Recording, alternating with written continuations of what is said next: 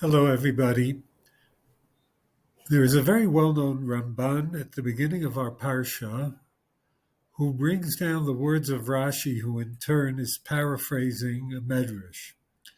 Last week's parsha of Naso closed with the bringing of the dedicatory korbanot by each of the tribal nesiim.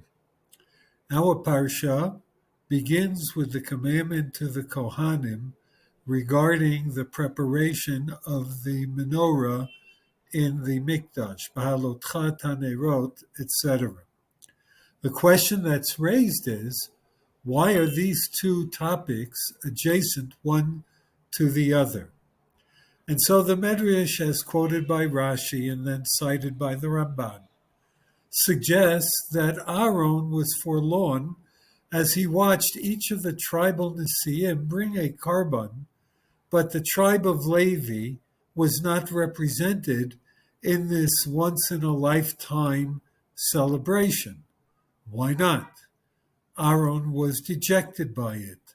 HaKadosh Baruch Hu, sensing that, wished to reassure Aaron, and he said to Aaron, don't worry, Shalcha Gedolah Mishalahem. You will have an even greater kavod than what the Nesiim did, because you will have the lighting of the menorah each and every day, the tending to the menorah, the preparation, the cleaning of the menorah.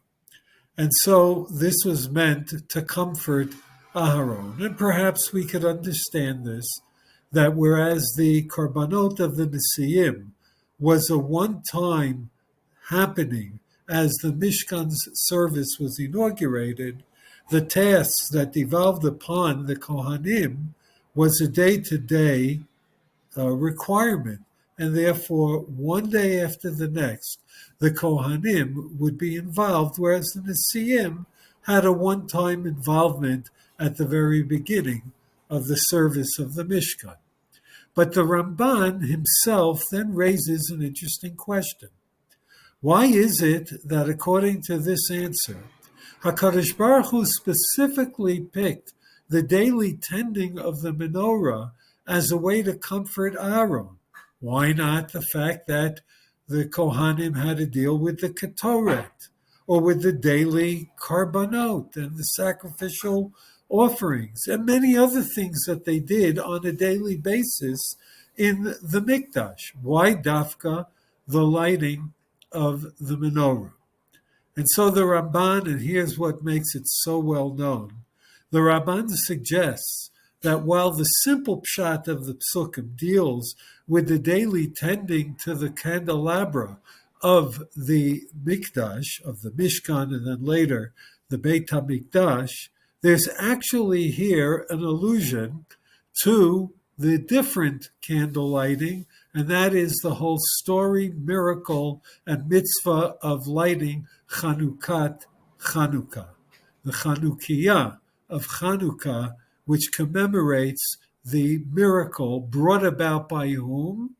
Descendants of Aaron HaKohen, the Kohanim within Shevet Levi.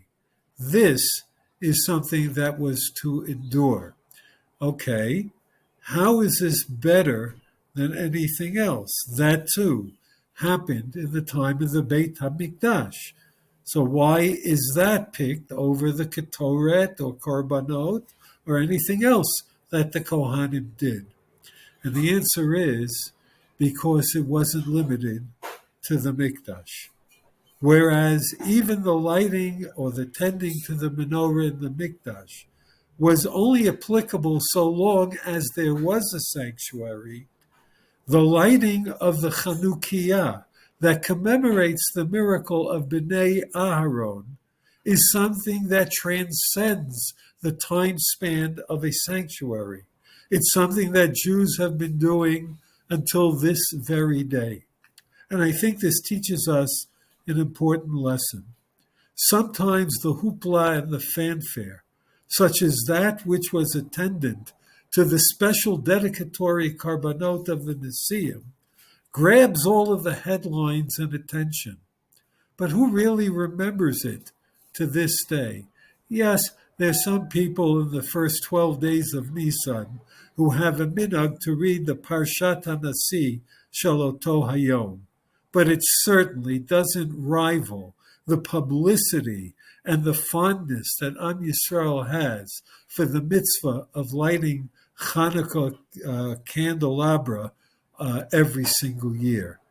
This was something that was not made fanfare of in the Beit HaMikdash, but it was a little thing that ensured the survival of Jewish spirit.